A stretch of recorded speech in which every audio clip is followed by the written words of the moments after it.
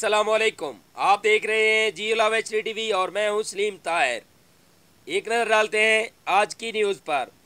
महकमा तालीम सिबी में मुलाजमीन के तबादले के खिलाफ एपका सिबी के ज़ेर तमाम एहतजाजी रैली निकाली गई और प्रेस क्लब के सामने एहतजाजी मुजाहरा भी किया गया। महकमा एजुकेशन के ज़िम्मेदारान के खिलाफ शदीद नारेबाजी की गई।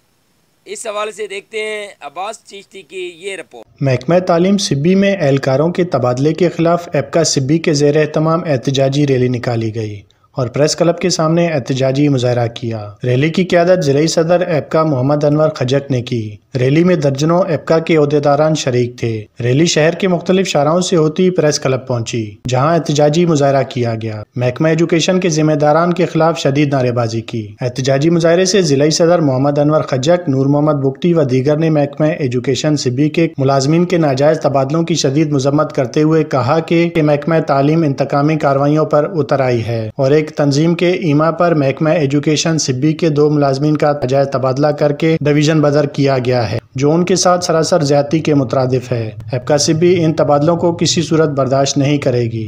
मुकर्ररीन ने कहा कि महकमा एजुकेशन बलूचिस्तान ने फौरी तौर पर इन मुलाजमीन के तबादलों को मनसूख नहीं किया तो एपका बलूचिस्तान की सतह पर एहतजाज का सिलसिला शुरू कर देगी, जिसकी तमाम तर जिम्मेदारी महकमा एजुकेशन बलूचिस्तान पर आयद होगी। कैमरा टीम के साथ अब्बास चिश्ती, जियो लावा TV सिब्बी।